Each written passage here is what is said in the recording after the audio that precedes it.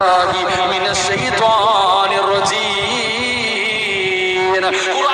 ഓതുന്ന സമയത്ത് അല്ലാഹുവിന്റെ പരിശുദ്ധമായ ഖുർആൻ ഓതുന്നു. എന്റെ പ്രിയപ്പെട്ട സഹോദരങ്ങളെ, നിങ്ങൾ അല്ലാഹുവിനോട് ശപിക്കപ്പെട്ട ഇബ്ലീസിനെ തൊട്ട് കാവൽ ചോദിക്കണേ.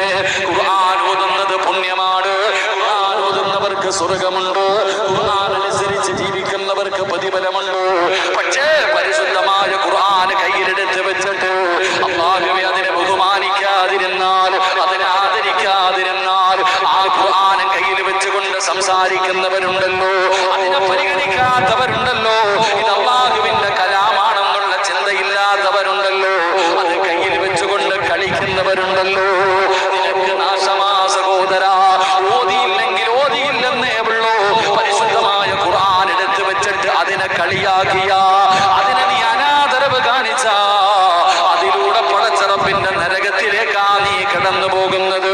റസൂലുള്ളാഹി തങ്ങളാണ് പറഞ്ഞത്, ഖുർആൻ ഓതുന്നതിന്റെ ഇടയിൽ നീ സംസാരിക്കരുത്, ദുനിയാവിന്റെ കാര്യം പറയരുത്, ദുനിയാവിന്റെ കാര്യം പറയരുത്. നിനക്ക് എന്തെങ്കിലും സംസാരിക്കണമെന്നുണ്ടെങ്കിൽ സദഖല്ലാഹു മൗലാനൽ അദീം എന്ന് പറഞ്ഞ് ഖുർആൻ മടക്കി വെച്ചിട്ട് നീ സംസാരിക്കാൻ പാടുള്ളൂ. അല്ലാതെ ഖുർആൻ ഓതുന്നതിന്റെ ഇടയിൽ നീ സംസാരിച്ചാ